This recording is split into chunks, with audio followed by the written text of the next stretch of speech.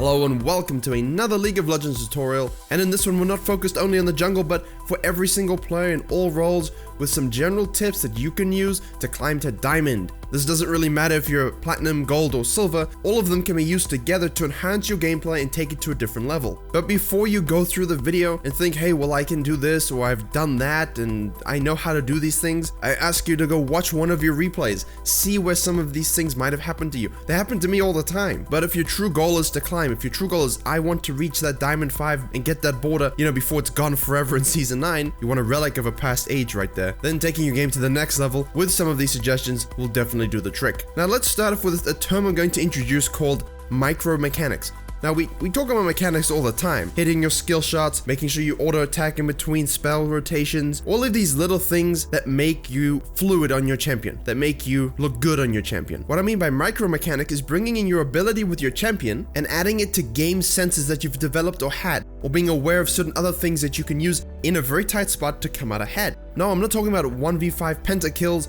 and god mode hero plays. I'm talking about if you're 1v1 in the scuttle area and using smite to heal to stay alive. So let's look at this example where I'm Zyra, because this works for any role anywhere across the map. So naturally, Ezreal and I are pushing a bit harder. I'm a ranged support versus Alistar. He does have that all-in engage on me, but early on when we're shoving for that level 2-3 advantage, as long as I'm auto-attacking regularly and using my Q and W to poke down, we should have that shove advantage. So the downside to that, of course, is when the minions die to the tower, they get a little bit of pushback and you can be caught out not paying attention to how much minion wave backup you have. Now in this situation, it doesn't quite happen that way, but as we're getting pushed out, I'm the one that gets caught in the Alistar combo once he hits level 3. Fortunately, I'm able to react and hit an E on both of the enemy Vayne and Alistar. I ignite him, and my plants are doing damage, which forces him to flash out. Ezreal then decides, hey, I'm gonna chase after him and grab that kill. This of course just lets Vayne condemn him against the wall and finish him off.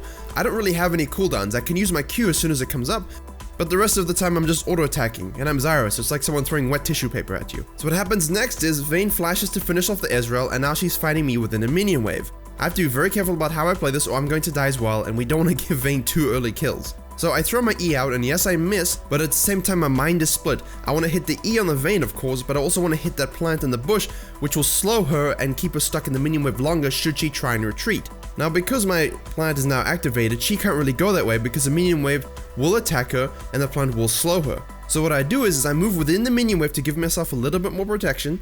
As soon as my W and Q are up again, I place him in the bush as additional shield, and then because I've noticed that we have fresh minion waves arriving from our bases, if I simply ward the bush, well, the minion waves are going to walk right in and start attacking her because they will see her.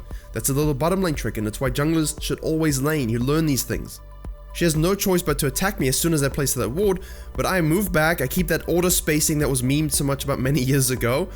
So I move to a range where she can't auto attack me, but also where I have minions and my plants between us, as well as the minions flanking from behind thanks to the ward I placed in the bush. Naturally, that just means I can walk on down, throw a little bit of disrespect at her, and she falls. All these little things add together and can even tilt the enemy. Now, let's transition this to an enhanced awareness. And a lot of people have said, oh well, awareness isn't a skill, you can't learn it. No, that's not true. Awareness is the direct byproduct of your understanding of the game. So in this situation, I'm going back into my tower. I could have perhaps positioned a little better. I know that Xin is probably on the bottom side, so I'm not shopping. I'm watching myself as I go back. I want to be safe. But as soon as I see the Xin coming, I flash as he flashes, I place 2 Ws and hit my E in that same time span that he kills me, and now he's trapped underneath the tower.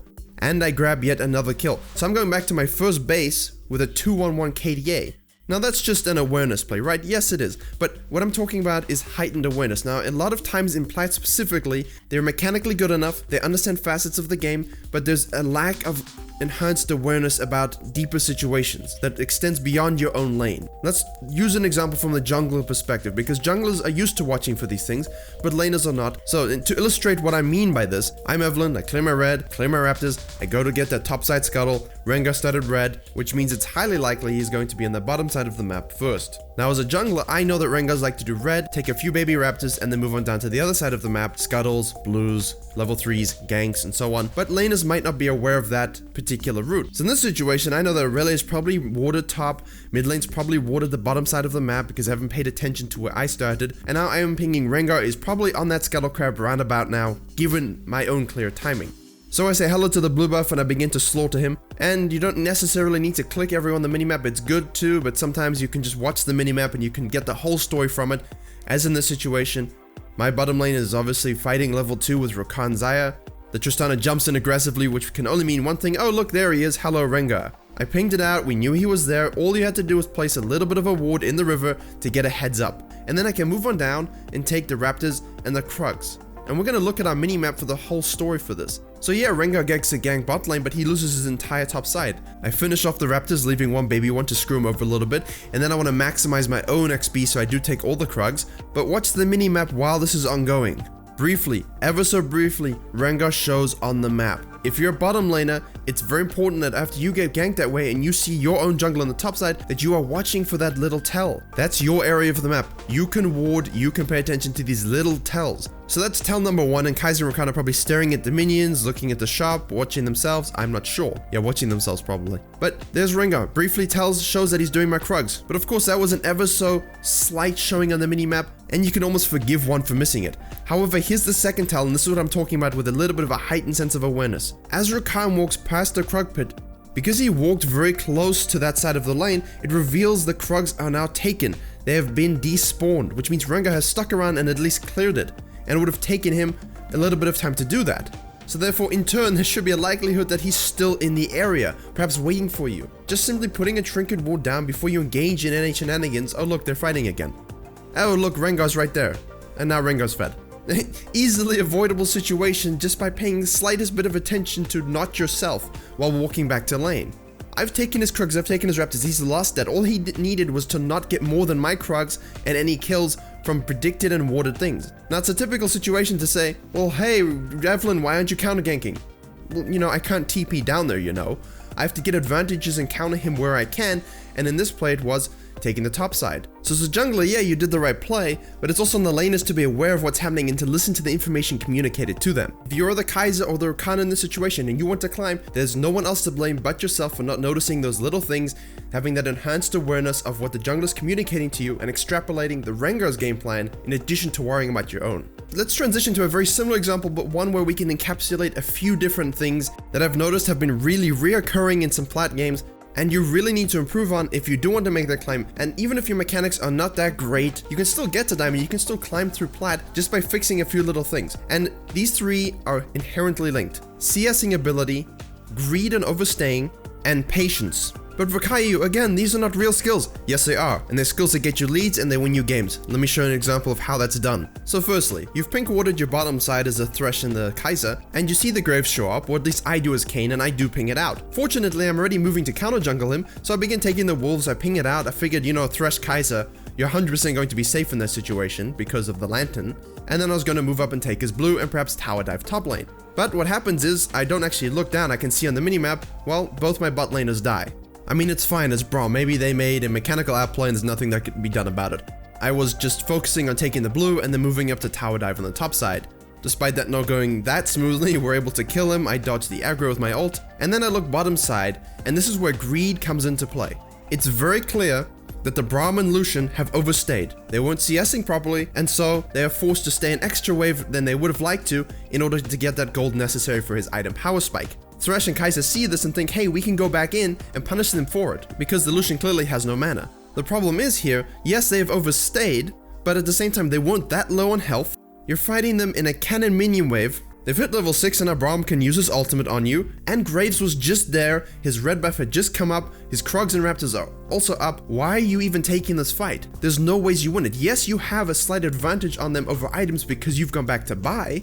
Well, you know, you died, but they have an experience level, they have the mini waves, they have ults, and they have Graves backup. I was just top, we just killed the Scion, Graves lost his topside jungle, I can't TP to help you, but you can have that enhanced awareness, that restraint to not greed for a play you know you probably cannot win. They were going to lose the fight anyway, but of course as Graves shows up, it just secures it, because of course he's in the area. And then the typical thing is to type in ult chat, blame, rage quit, whatever you want to do. But that doesn't solve anything. All of this is avoidable. Let me show you a situation where we had something occur in a different game, where I was a Zyra support and we were the Kaiser. We had a pretty rough early game, but look at my KD, I'm 0-1-2. We had died a little bit, we'd been camped, but we choose to give up CS and think long run. We know that they're probably trapping us in this bush because they walked in that way, they took the dragon. Yasuo and Soraka and the enemy jungler are probably all sitting around the area, waiting for us to overpush slightly to greed for that CS so that they can kill us.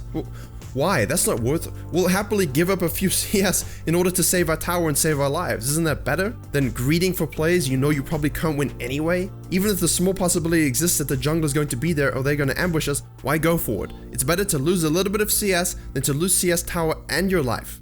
Then there's no one else to blame but your own greed. Two distinctly similar examples, but one where we avoided death and just lost a little bit of CS, which is the better outcome. And now how this plays into your CSing ability is sometimes you get kills on the bottom side of the map, you win a fight, and then now you want to always push that minion wave to get the gold you've lost, you know, to get the item power spike. Well, you know, if you were just CSing properly in the first place and hitting it more accurately in the first couple of waves, and you have like 25 CS, and you want to go back after a gank and you can't afford that BF sword, well, whose fault is that? Now, you will overstay at low HP to perhaps push the wave out to try and gain some of that gold back, but that leaves room for junglers, top laners, and everyone else to sort of collapse on you and kill you. So not only did you not get your gold, you fed the enemy team, and you gave them a slow pushing minion wave because you didn't understand minion wave management. Perhaps there's a video for another time. And on that note, yes, there is a limit between pushing too far and pushing too little.